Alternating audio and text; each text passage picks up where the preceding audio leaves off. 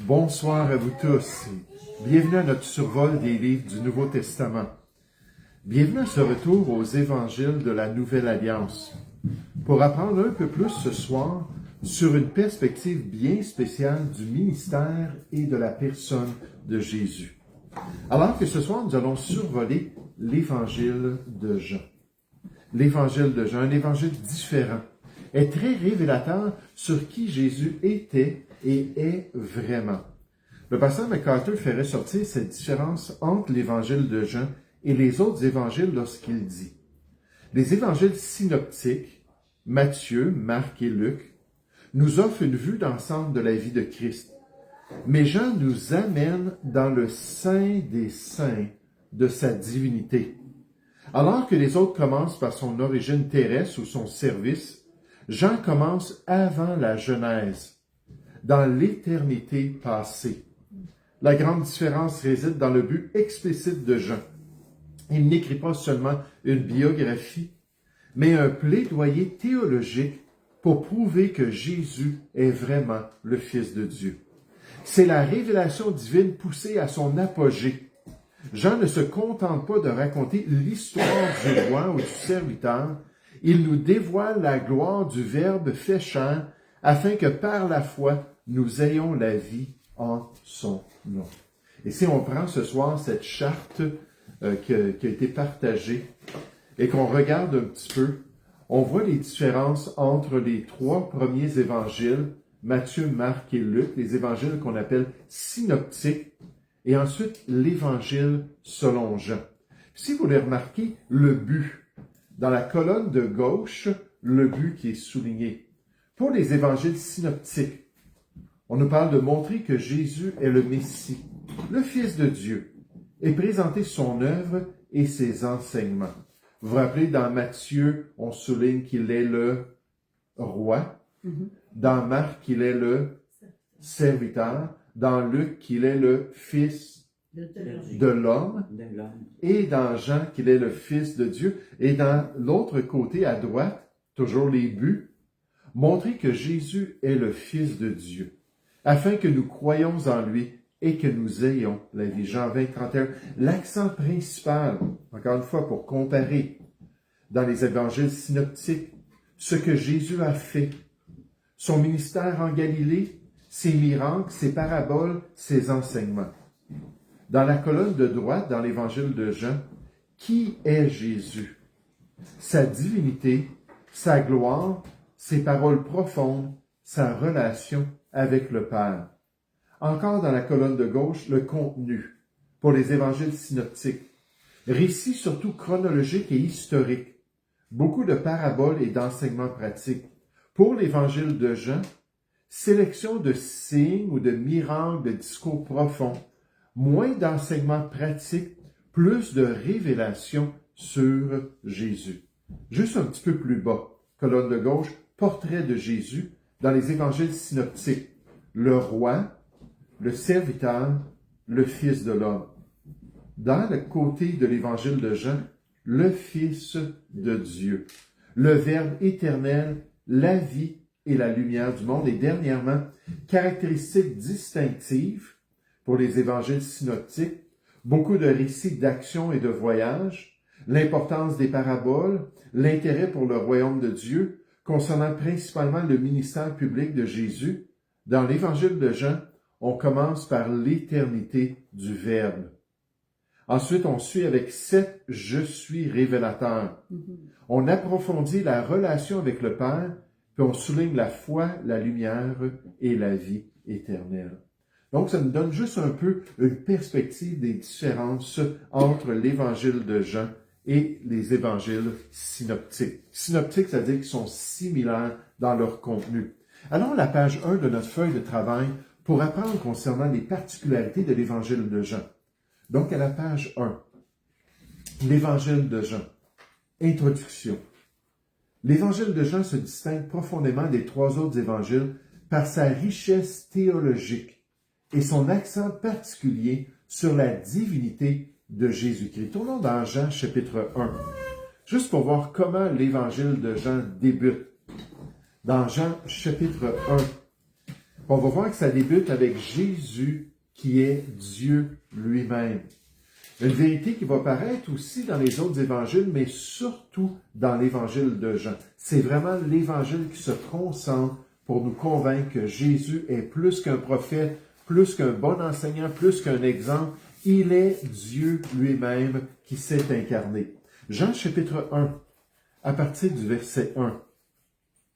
Jean chapitre 1 au verset 1, on nous dit « Au commencement était la parole, et la parole était avec Dieu, et la parole était Dieu. » Au verset 14, on nous dit que la parole, c'est le Fils de Dieu. Donc, Jésus, on nous dit au verset 1, est Dieu. Pour qu'on puisse comprendre cette réalité. Verset 2. Elle était au commencement, la parole, avec Dieu. Toutes choses ont été faites par elle, toutes choses ont été faites par Jésus.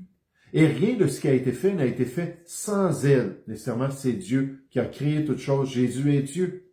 En elle était la vie, et la vie était la lumière des hommes. Le docteur Carson explique que si les synoptiques nous montrent ce que Jésus a fait, Jean nous montre qui il est. Dieu le Fils fait chair. Le théologien Leon Morris confirme que la divinité de Christ resplendit dans l'évangile de Jean avec une clarté et une plénitude qu'on ne trouve nulle part ailleurs dans toutes les Écritures. Donc, quand on pense à Jésus comme Dieu, c'est l'évangile de Jean qui remonte de tous les livres de la Bible pour nous présenter cette réalité. Et c'est une des raisons pourquoi l'évangile de Jean est tellement attaqué. Attaqué par la théologie moderne et libérale, attaqué par les sceptiques concernant la réalité que Jésus, c'est plus qu'un personnage historique. Non, Jésus, c'est Dieu lui-même qui est venu fait chair, qui s'est présenté au milieu de nous. Puis Jean nous présente cela sur Jésus pour nous aider à croire en lui puis à le servir de tout notre cœur. Toujours au premier paragraphe. Donc, on avait lu la première phrase, on continue. Alors que Matthieu, Marc et Luc présentent davantage les actions et les enseignements de Jésus dans un cadre historique, les récits du ministère de Jésus, Jean nous introduit dans une compréhension plus profonde de qui est réellement Jésus. Donc, une autre perspective des évangiles très importante qui vient complémenter le reste. Dès les premiers versets, Jean affirme clairement que Jésus est le Verbe éternel, qui était avec Dieu et qui était Dieu. Il ne se contente pas de raconter des événements. En fait, il, Jean, sélectionne soigneusement des signes et des discours de Jésus afin de conduire le lecteur à une conclusion essentielle sur sa personne. Quand on remet un Nouveau Testament ou une Bible à quelqu'un qui s'intéresse au salut en Jésus-Christ, moi, je leur demande toujours de lire l'Évangile de Jean. Et pourquoi? Parce que Dieu a spécifié lui-même que c'était l'objectif derrière cet Évangile, que les gens puissent avoir la vie en Jésus grâce à cette foi dans son œuvre. Donc, on a dit, Jean écrit avec un objectif précis, qu'il énonce lui-même, Jean 20, 31, c'est le verset thème. Amener les hommes à croire que Jésus est le Christ, le Fils de Dieu, et qu'en croyant, ils aient la vie en son nom. Tout au long de cet évangile, Jésus se révèle progressivement à travers des déclarations puissantes, comme le « Je suis », on va voir des exemples, des miracles significatifs et des entretiens personnels profonds avec des personnes comme Nicodème, la femme samaritaine et d'autres, qui révèlent son objectif pour le salut des âmes.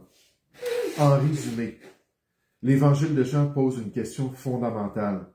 Crois-tu que Jésus est le Fils de Dieu et as-tu la vie en son nom? As-tu expérimenté cette nouvelle naissance qui vient d'en haut? D.A. Carson nous rappelle que Jean ne se contente pas de rapporter des événements loin de là.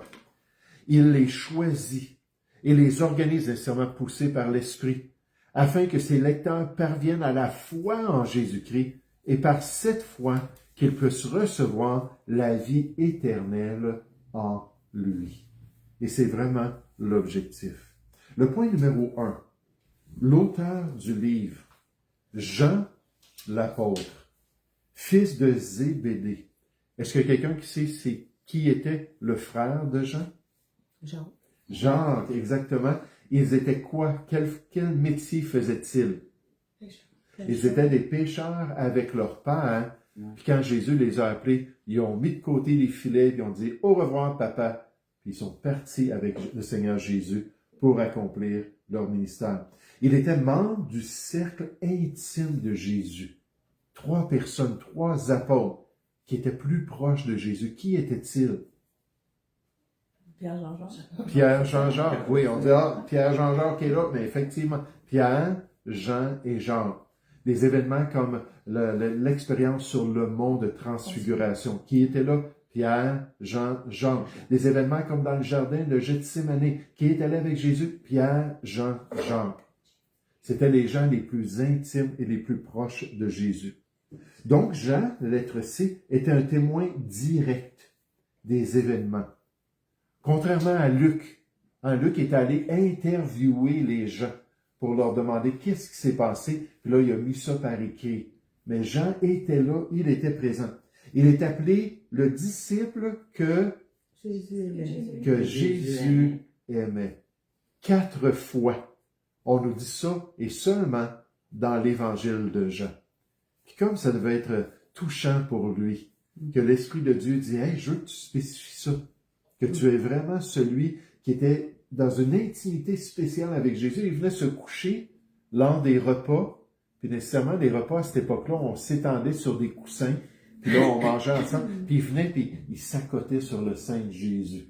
Il y avait une intimité avec le Seigneur Jésus. Il écrit avec maturité. Probablement à la fin de sa vie, on voit là, que c'était bien réfléchi, que c'était bien pensé.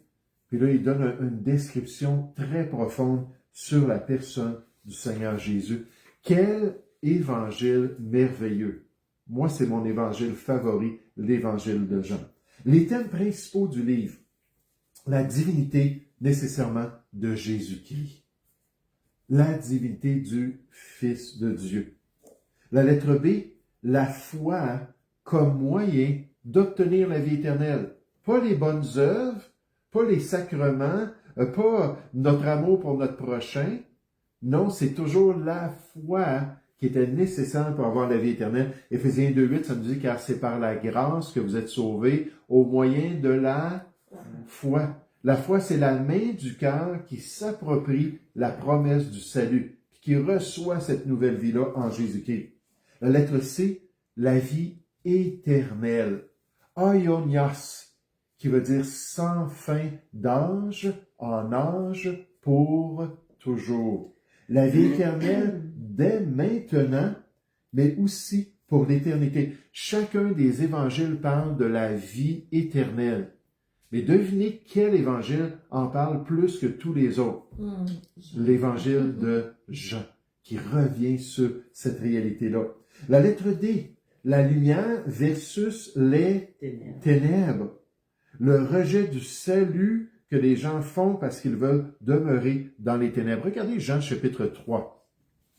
Un exemple de cela. Jean chapitre 3. C'est le Seigneur Jésus qui décrit la réaction du cœur humain. Cette possibilité-là de rejeter l'Évangile parce qu'on préfère vivre dans le péché.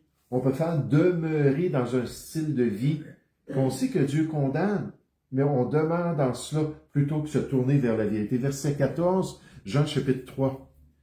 Et comme Moïse éleva le serpent dans le désert, il faut de même que le Fils de l'homme soit élevé, afin que, voici l'objectif, que quiconque croit en lui, ait la foi en lui, ait la vie éternelle. Car Dieu a tant aimé le monde qu'il a donné son Fils unique, afin que quiconque croit en lui ne périsse point, mais qu'il ait la vie éternelle. Dieu en effet n'a pas envoyé son Fils dans le monde pour qu'il juge le monde, mais pour que le monde soit sauvé par lui. Celui qui croit en lui n'est point jugé, mais celui qui ne croit pas est déjà jugé, parce qu'il n'a pas cru au nom du Fils unique de Dieu. Et ce jugement, c'est que la lumière étant venue dans le monde, on l'a vu dans Jean chapitre 1, on a parlé de la parole, un peu plus loin dans le texte, on parle de la lumière, qui vient pour éclairer tous les hommes. La lumière étant venue dans le monde, les hommes ont préféré les ténèbres à la lumière. Parce que leurs œuvres étaient mauvaises, parce que leur style de vie, leur conduite, leurs croyances étaient contraires à la volonté de Dieu. Car quiconque fait le mal, quiconque commet le péché, est la lumière, et ne vient point à la lumière, de peur que ses œuvres ne soient dévoilées. Mais celui qui agit selon la vérité vient à la lumière, afin que ses œuvres soient manifestées parce qu'elles sont faites en Dieu. Donc, pour ne pas rester attaché aux ténèbres, puis être délivré des ténèbres, on a besoin de croire en Jésus et recevoir la vie éternelle. J'aime ça dans Éphésiens chapitre 5, verset 8, ça dit « Autrefois, vous étiez ténèbres, mais maintenant, vous êtes lumière dans le Seigneur. » Puis là, on peut s'approcher de la lumière parce qu'on est en parfaite communion avec la lumière et avec le Seigneur. Le point numéro 2 à la page 1, remarquez la lettre E. C'est important de comprendre, dans l'Évangile de Jean, il y a un témoignage concernant Jésus. Un témoignage qui est varié, puis Jésus en parle alors qu'il défend son enseignement, alors qu'il essaie d'encourager les gens à se tourner vers lui. Jean-Baptiste est présenté comme étant quelqu'un de choisi par Dieu pour venir rendre témoignage concernant Jésus.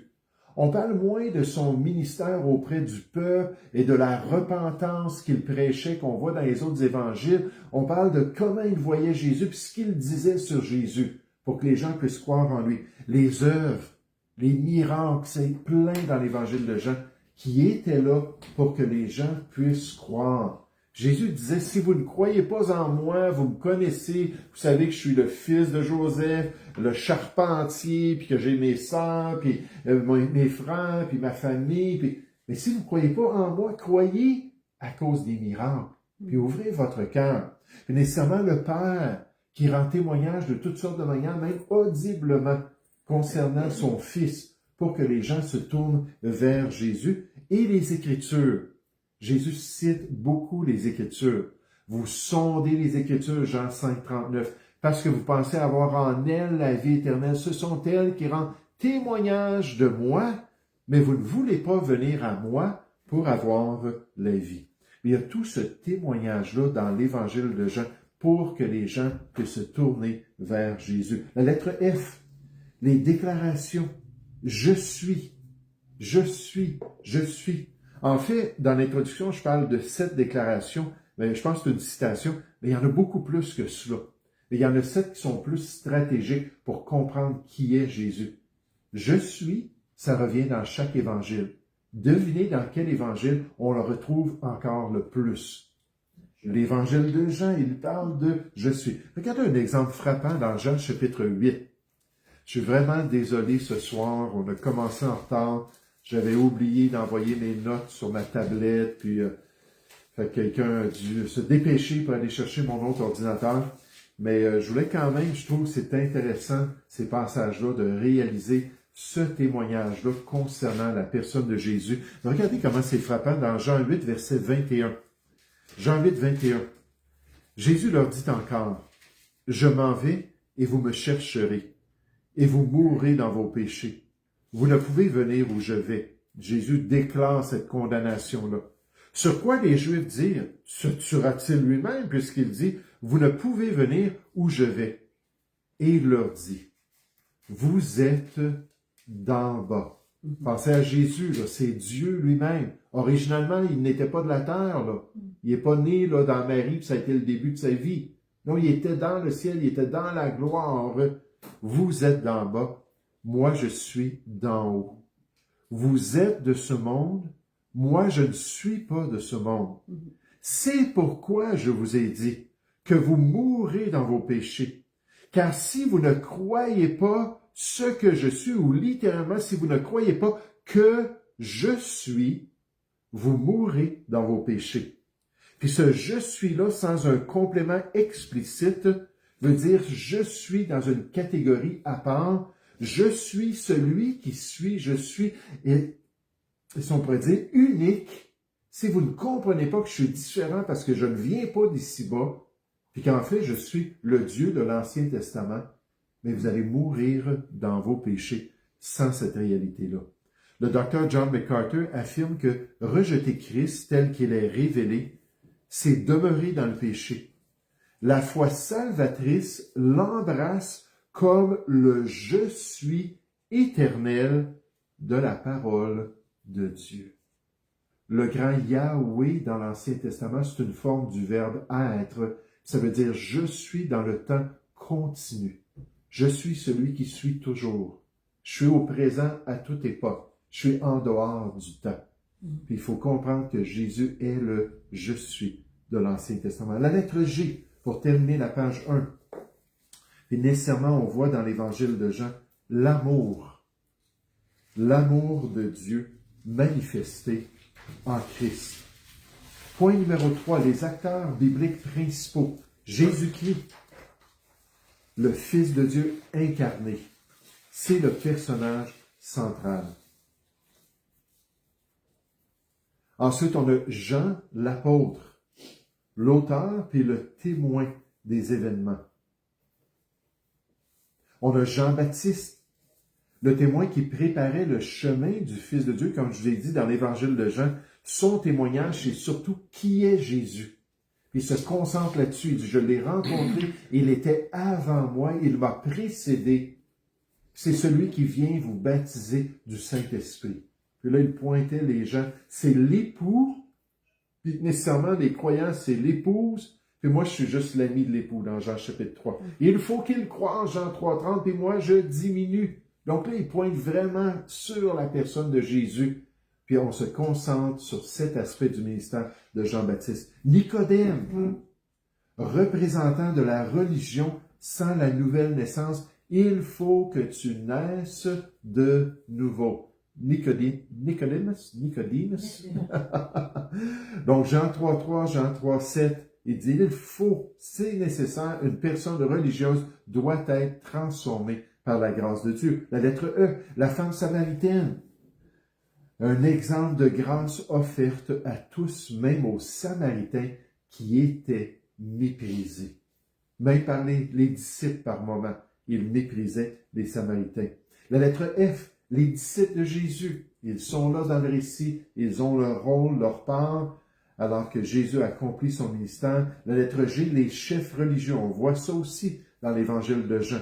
Les opposants à Christ, qui essaient de détourner les gens de la foi, qui essaient de faire arrêter le Seigneur Jésus à quelques reprises. Dans Jean chapitre 7, ils envoient les huissiers pour se saisir de Jésus, pour l'arrêter. Ils reviennent, puis ils disent, comment ça, Jésus n'est pas avec vous? Ils ont dit, jamais homme n'a parlé comme cet homme. Jean 7, 46.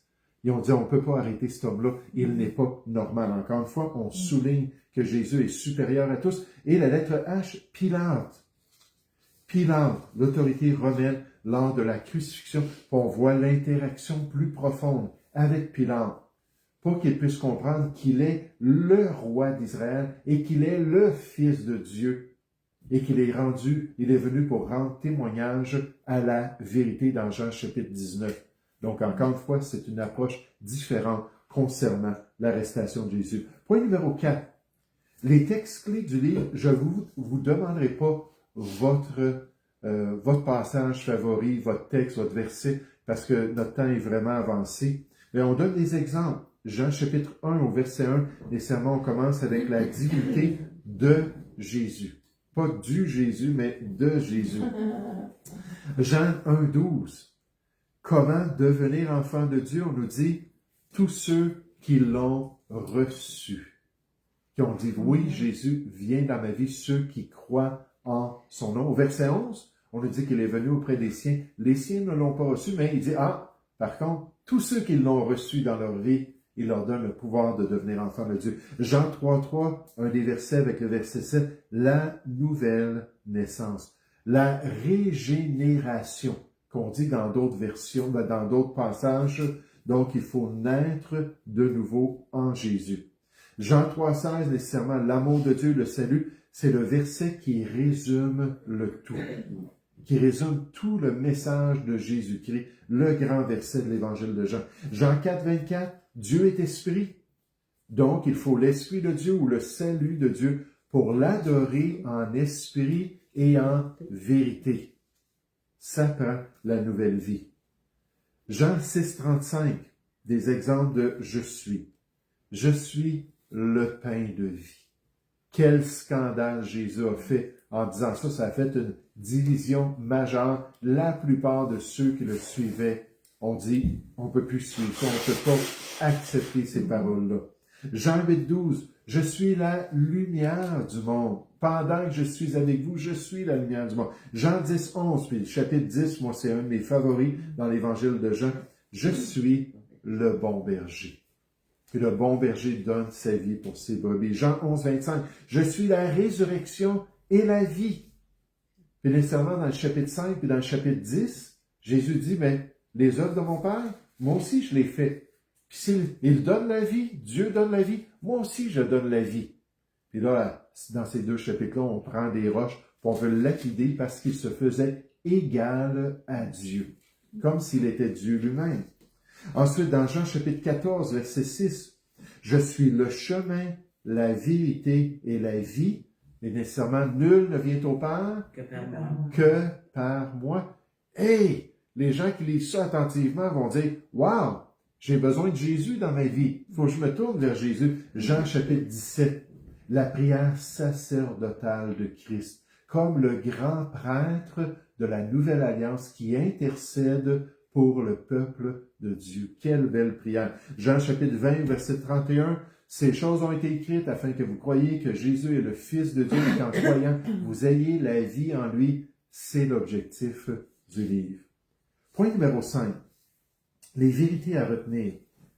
Jésus-Christ est Dieu incarné, venu révéler le Père et offrir la vie éternelle.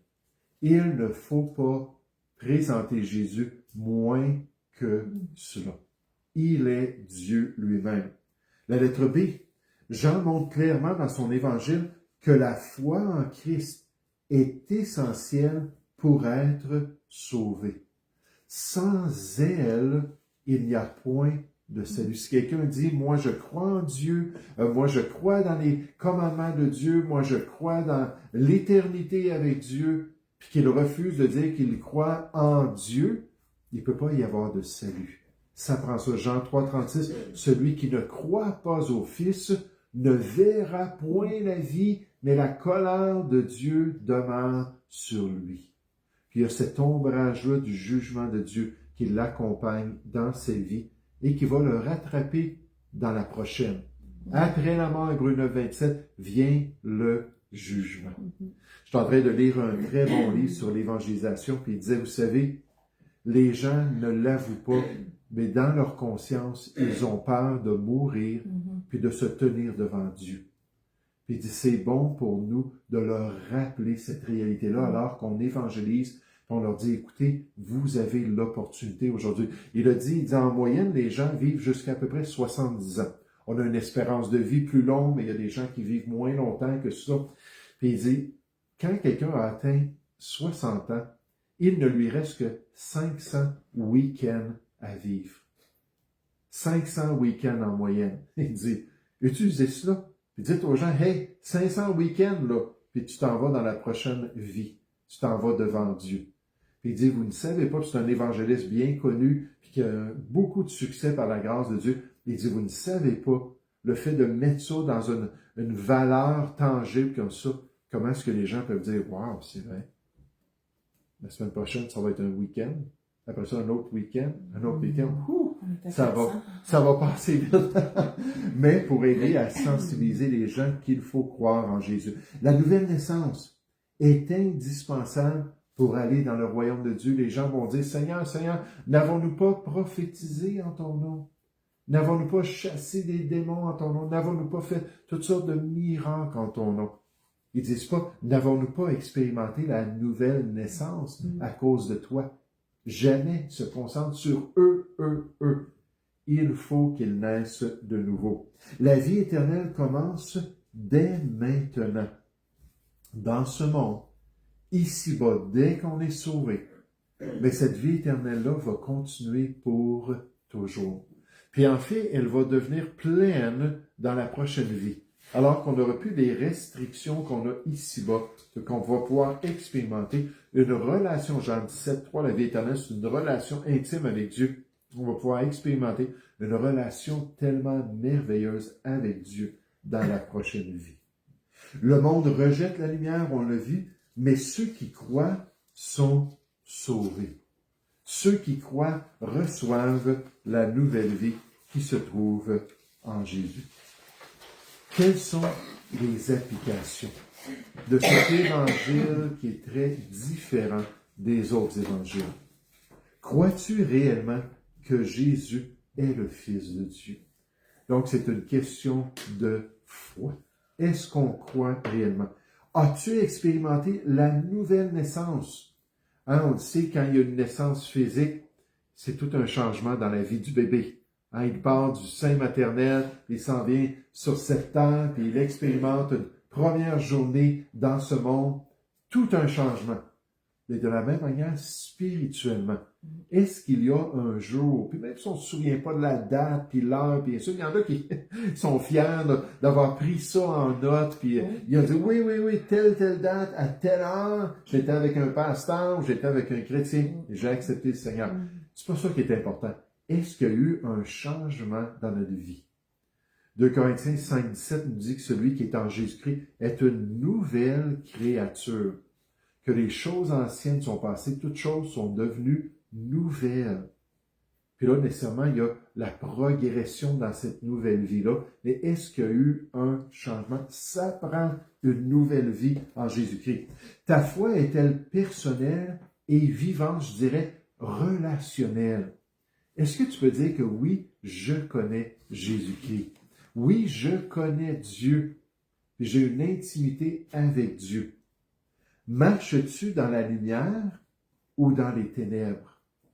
Puis là, certains vont dire, « Hey, vous êtes pas mal intolérants de diviser le monde comme ça, puis de polariser les gens dans ceux qui sont dans la lumière, ceux qui sont dans les ténèbres. » Ah, oui, vous pouvez penser ça, mais on est tolérant envers ceux qui sont dans les ténèbres, on va les aimer, puis on va faire tout ce qu'on peut pour comment est-ce que je pourrais dire ça, leur montrer que finalement Dieu est plus grand que leur péché.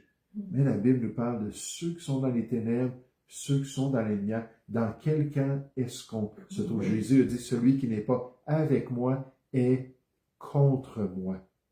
Puis il n'y a pas de neutralité. En ce moment, je suis en train de lire un livre sur le yoga. Puis moi, j'ai pratiqué ça dans le passé, puis j'ai toujours eu des réticences, mais je me suis dit, peut-être que j'ai mal compris les choses, puis je m'étais détourné de ces choses-là, les positions du yoga, les différentes approches du yoga, c'est lié à de l'idolâtrie, c'est lié à des positions qui étaient offertes envers sa divinité, puis ainsi de suite. Il y a toujours un aspect philosophique puis spirituel qui est propagé dans ces cours-là, à moins d'exceptions. Puis là, je lisais sur le yoga, puis je lisais surtout sur les bienfaits de prendre le temps de bien respirer, hein, d'utiliser le diaphragme, puis des bonnes respirations, puis ça, c'est toujours populaire dans la méditation, puis dans le yoga, bien sûr. C'est vrai, physiquement, c'est vrai que c'est bon pour la santé, bien sûr, mais à chaque fois que je lis sur un sujet comme ça, comme quand j'étais dans les produits naturels, j'étais vraiment là, j'étais très attaché aux produits naturels, bien sûr, puis que je lisais un petit peu là-dessus, il y avait toujours des philosophies qui me ramenaient au nouvel âge. Puis là, ce que je suis en train de voir, encore une fois, c'est la même chose. Découvre ta vraie personne. Connecte-toi avec l'énergie cosmique. Permets là, à ton, comment est-ce qu'il disait ça, à ta sagesse interne de venir se manifester en toi.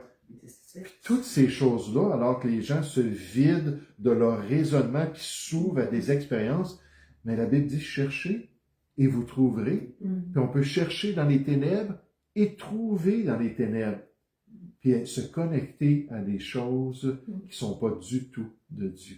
Il n'y a pas de neutralité. Je ne suis pas tout yoga est mauvais, tout ça. Les exercices peuvent être très bons, puis les étirements. Mais ce que je dis, c'est que ceux qui sont derrière ces choses-là, bien souvent, sont remplis de philosophie, puis peut-être rempli de d'autres choses aussi, qui leur permet là, d'être une grande influence dans ce monde. Mais est-ce qu'on est dans la lumière ou dans les ténèbres? Ça revient dans l'Évangile de Jean. Il faut faire un choix. Conclusion. L'Évangile de Jean nous place face à une vérité essentielle et incontournable. Jésus-Christ n'est pas seulement un enseignant ou un prophète, il est le Fils de Dieu venu du ciel. Dieu lui-même qui est venu parmi nous. À travers ses signes, ses paroles et son œuvre à la croix, Jean nous montre que le salut ne se trouve qu'en lui. Mais cet évangile ne demande pas seulement une compréhension intellectuelle, il appelle à une réponse personnelle.